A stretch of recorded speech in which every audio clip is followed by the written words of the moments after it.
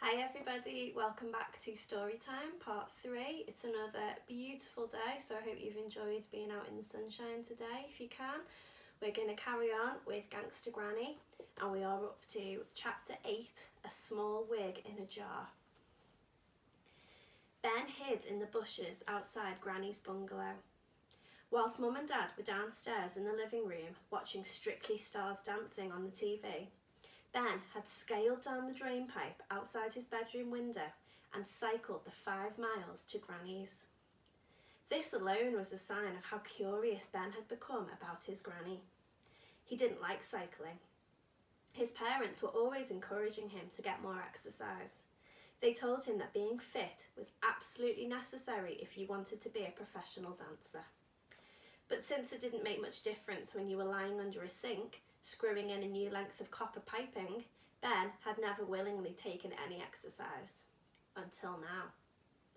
If Granny was really going out for the first time in 20 years, Ben had to know where. It might just hold the key to how she came to have a ton of diamonds in her biscuit tin. So he huffed and puffed along the canal towpath on his clunky old bike until he came to Grey Close. The only good thing was that, being November, instead of being drenched in sweat, Ben was only mildly moist. He had pedalled fast because he knew he didn't have that much time. Strictly Stars Dancing seemed to go on for hours, days even, but it had taken Ben half an hour to cycle over to Granny's, and as soon as the show was over, Mum would be calling him downstairs for his tea. Ben's parents loved all the dancing TV shows. Dancing on ice skates, so you think you might be able to dance a bit, but they were completely obsessed with Strictly Stars Dancing.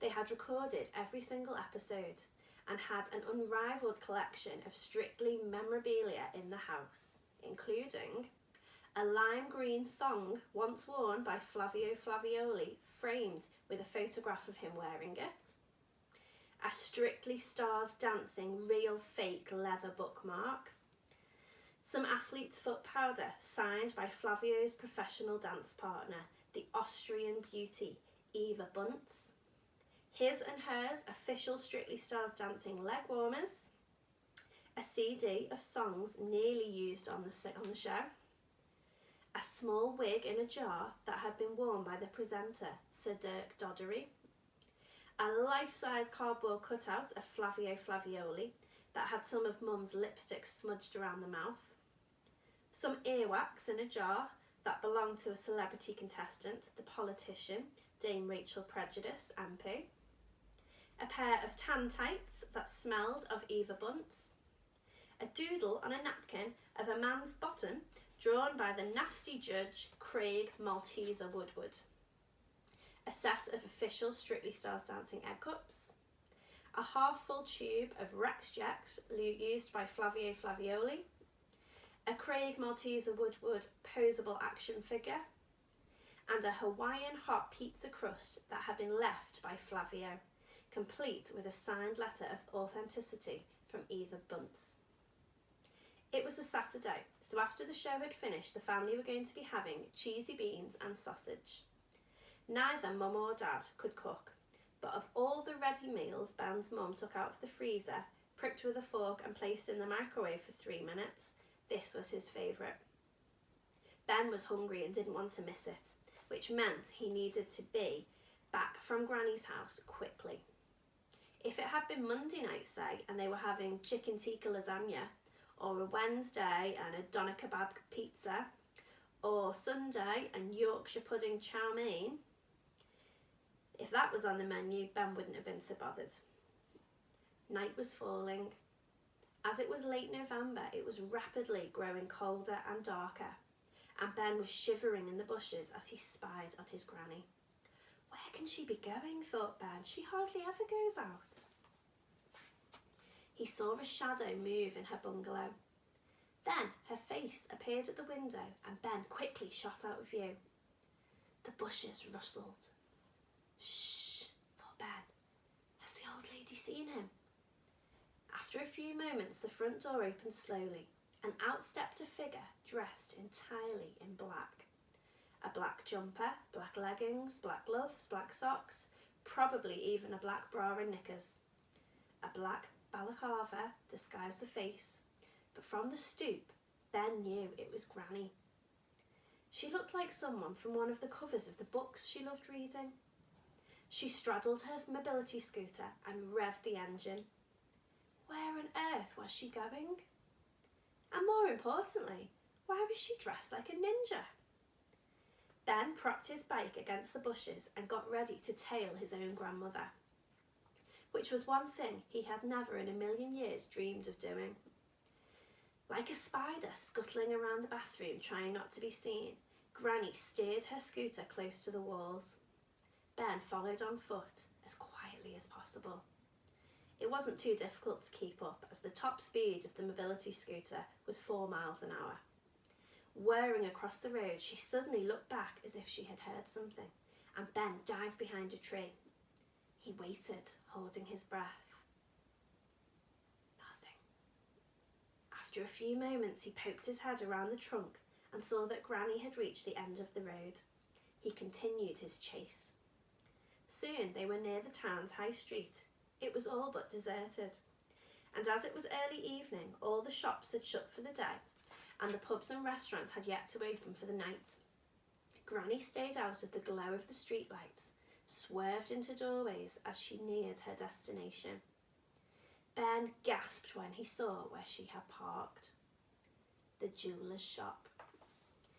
Necklaces and rings and watches sparkled in the window. Ben couldn't believe his eyes as Granny took out a tin of cabbage soup from the scooter's basket. She glanced around theatrically, then pulled back her arm in readiness to smash the tin through the jeweller's shop window. "No!" shouted Ben. Granny dropped the tin. It crashed to the ground and cabbage soup oozed onto the pavement. "Ben," hissed Granny, "what are you doing here?" Chapter 9. The Black Cat. Ben stared at his granny as she stood by the jeweller's shop, all dressed in black. "Ben," she prompted, "what are you doing following me?" I... Ben was so shocked he couldn't form a sentence. "Well," she said, "whatever you're doing here, you'll have the cops onto us in no time. We'd better get out of here. Quick, jump on." But I can't." "Ben, we've got about 30 seconds before that CCTV camera comes on." She pointed to a camera screwed to the top of the wall of an apartment block next to the row of shops. Ben jumped back onto her mobility scooter. "You know when the CCTV cameras come on?" he asked. "Oh," said Granny, "you'd be surprised by what I know." Ben looked at her back as she drove. He'd just seen her preparing to rob a jeweller's shop. How could he be more surprised? Clearly, there was a lot more to his granny than he had ever known. "Hold on," said Granny, "I'm going full throttle." She violently twisted the handle of the scooter, to absolutely no effect that Ben could feel. They hummed off in the dark, going about 3 miles an hour with the increased weight. "The black cat," repeated Ben. They were finally back sitting in Granny's living room. She had made a pot of tea and laid out some chocolate biscuits. "Yes, that's what they called me," replied Granny. "I was the most wanted jewel thief in the world." Ben's head was exploding with a million questions. Why? Where? Who? What? When? It was impossible to know what to ask first. "No one else knows except you, Ben," continued Granny. "Even your granddad went to his grave not knowing. Can you keep a secret? You have to swear not to tell a soul." "But..." Granny's face looked fierce for a moment. Her eyes narrowed and darkened like a snake about to bite. "You have to swear," the old lady said with an intensity Ben had never witnessed before. "Us criminals take our oaths very seriously. Very seriously indeed." Ben gulped, a little scared. "I swear not to tell anyone." "Not even your mother and father," barked Granny, nearly spitting out her false teeth in the process. "I said I swear not to tell anyone," barked back Ben. Ben had been learning about Venn diagrams in school recently. as he had sworn not to tell anyone. Let's say that anyone is set A, then Mum and Dad are obviously included in set A, and are of course a subset of it. So there was really no need to ask Granny to ask Ben to swear a second time. Take a look at this handy diagram. There's this little diagram of secrecy. But Ben didn't think his granny would be very interested in Venn diagrams right now. Since she was still staring at him with those scary eyes, he sighed and said, "All right, I swear not to tell Mum and Dad." "Good boy," said Granny as her hearing aid began to whistle. On one condition," ventured Ben. "What's that?" said Granny, seeming a little startled by his nerve. "You have to tell me everything." Chapter 10. Everything. "I was about your age when I stole my first diamond ring," said Granny. Ben was astonished, partly at the idea that Granny had ever been his age, which seemed impossible, and partly because the obvious fact that 11-year-old girls do not usually steal diamonds. Glitter pens, hair clips, toy ponies maybe. Diamonds, definitely not.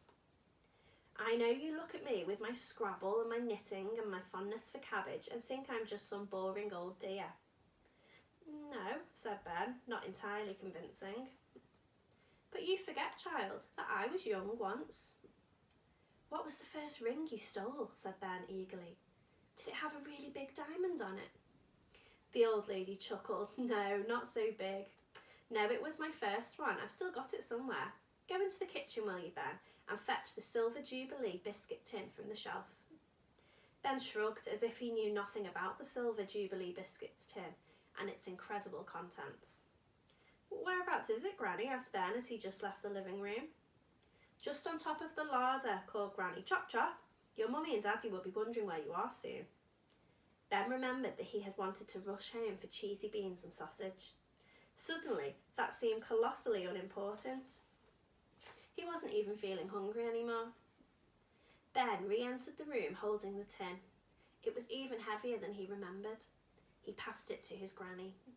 "Good boy," she said, as she rummaged through the tin and picked out a particularly beautiful little sparkler. "Ah, yes, this is it." To Ben, all the diamond rings looked pretty much the same. However, Granny seemed to know each of them as if they were her oldest friends. "Such a little beauty," she said as she brought the ring up to her eye for closer inspection. "This is the first one I stole, back when I was a nipper." Ben couldn't imagine what Granny would have been like young. He had only known her as an old lady. He even imagined she had been born an old lady. That years ago in the hospital, when her mother had given birth and asked the midwife if it was a boy or a girl, the midwife might have replied, "It's an old lady." "I grew up in a small village and my family were very poor," continued Granny. "And up at the top of the hill was this grand country house where a lord and lady lived. Lord and Lady Davenport. It was just after the war and we didn't have much food in those days. I was hungry, so one night at midnight, when everyone was asleep, I crept out of my mother and father's little cottage. Under the cover of darkness, I made my way up through the woods and up the hill to Davenport House." "Weren't you scared?" asked Ben. "Yes, of course I was. Being alone in the dark woods at night, it was terrifying. There were guard dogs at the house, great big black Dobermans. So as quietly as I could, I climbed a drain pipe and found an unlocked window.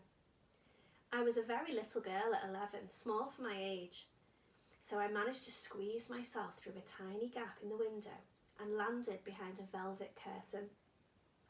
When I pulled back the curtain, I realised I was in Lord and Lady Davenport's bedroom." "Oh no," said Ben. "Oh yes," continued the old lady. "I thought I might just take some food perhaps, but next to the bed I saw this little beauty." She indicated to the diamond ring. "So you just took it?" "Being an international jewel thief is never that simple, young man," said Granny. "The Lord and Lady were snoring heavily, but if I woke them I'd be dead. The Lord always slept with a shotgun by the bed." "A shotgun?" asked Ben. Yes, he was posh, and being posh, he liked hunting pheasants, so he owned many guns. Ben was sweating with nerves. But he didn't wake up and try and shoot you, did he? Be patient, young man, all in good time. I crept over to Lady Davenport's side of the bed and picked up the diamond ring. I couldn't believe how beautiful it was. I had never seen one close up before. My mother would never have dreamed of owning one. I don't need jewels, she would say to us children. You are my little diamonds. I wondered at the diamond in my hand for a moment. It was the most gorgeous thing I had ever seen in my life. Then suddenly there was an almighty noise. Ben frowned. What was it? Lord Davenport was a big, fat, greedy man. He must have had too much to eat earlier, because he let out the most enormous burp. Ben laughed and Granny laughed too. He knew burps weren't supposed to be funny, but he couldn't help laughing.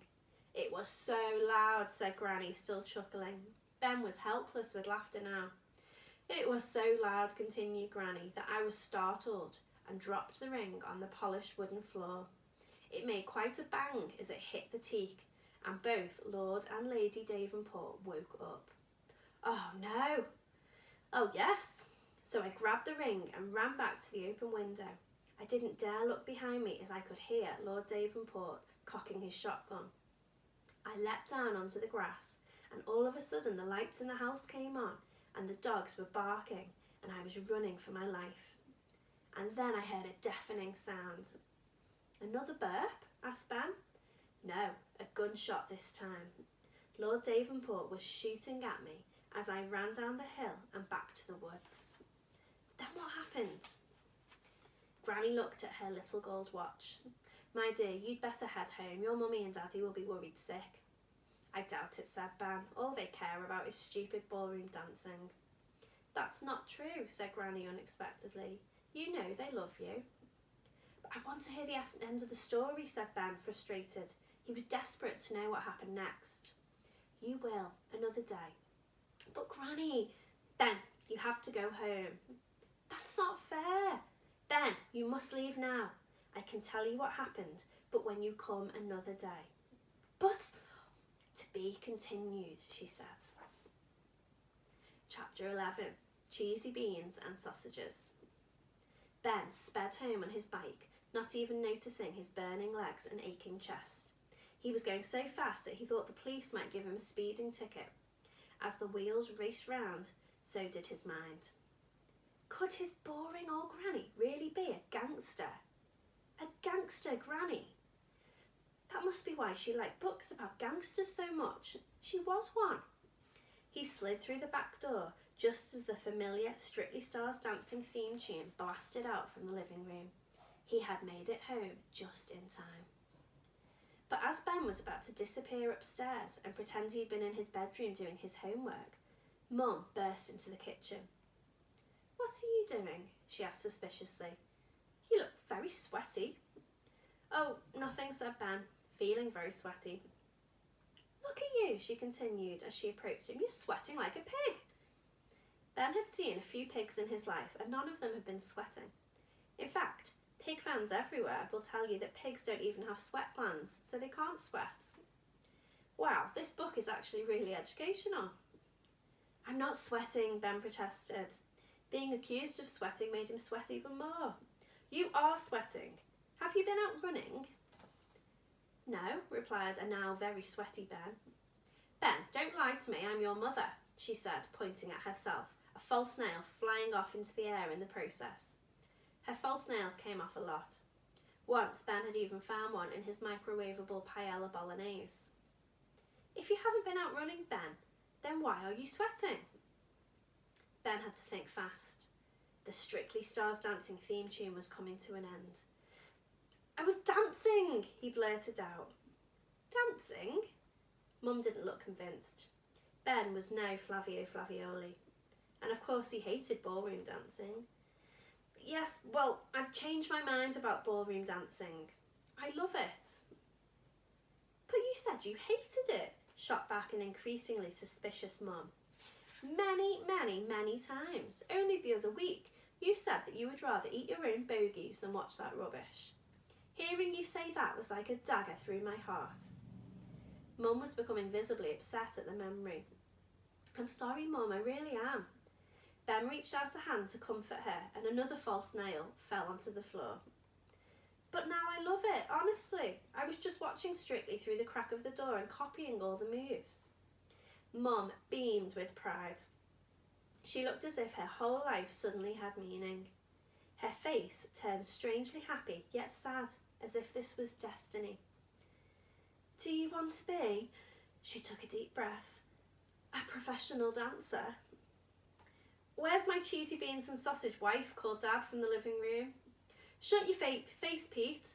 Mum's eyes were wet with tears of joy. She hadn't cried so much since Flavio was kicked off the show in week 2 last year. Flavio had been forced to partner Dame Rachel Prejudice, who was so podgy all he could do was drag her around the floor. Well, Ben desperately searched for a way to get out of this one. Yeah? That really wasn't it. Yes, I knew it, cried Mum. Pete, come in here a minute. Ben has got something he needs to tell you. Dad trudged in wearily. What is it, Ben? You're not joining the circus, are you? My word, you are sweaty. No, Pete, said Mum, slowly and deliberately, as if she was about to read out the name of a winner at an awards ceremony. Ben doesn't want to be a silly old plumber anymore. Oh, thank goodness for that, said Dad. He wants to be... Mum looked at her son. Tell him, Ben. Ben opened his mouth, but before he could say anything, Mum chimed in. Ben wants to be a ballroom dancer. Oh, there is a God, explained Dad. He looked up at the nicotine-stained ceiling as if he might catch a glimpse of the Divine One. He was just practising in the kitchen, jabbered Mum excitedly, copying all the moves from the show. Dad looked into his son's eyes and shook his hand manfully. That's wonderful news, my boy. Your mum and me haven't achieved much in our lives, what with Mum being a nail polisher. I'm a nail technician, Pete, corrected Mum scornfully. There is a world of difference, Pete, you do know that. Nail technician, sorry. And me just being a boring old security guard because I was too fat for the police. The most excitement I've had all year was when I stopped a man in a wheelchair speeding out of the store with a tin of custard concealed under his blanket. But you becoming a ballroom dancer, well, this is the greatest thing that's ever happened to us. The very greatest, said Mum. The very, very greatest, agreed Dad. Really, it is the very, very, very greatest, said Mum. Let's just agree it's extremely great, said Dad, irritated. Only I warn you, boy, it's not going to be easy. If you train 8 hours a day, every day, for the next 20 years, you might just get on the TV show. Maybe he can do the American version, exclaimed Mum. Oh, Pete, just imagine our boy a huge star in America. Well, let's not jump the gun. He's not won the British one yet. Right, now we have to think about entering him for a junior competition. You're right, Pete. Gail told me there's one in the town hall just before Christmas. Crack open the sparkling wine. Our son's gonna be a cha-cha champion. A naughty word exploded in Ben's head. How on earth was he going to get out of this? And we're going to stop there for today. So when we come back tomorrow, we'll be reading chapter 12, The Love Bomb. I hope you've enjoyed listening to some more of the story with me today. I hope you're all well, all safe at home with your families, and I'll see you tomorrow. Bye.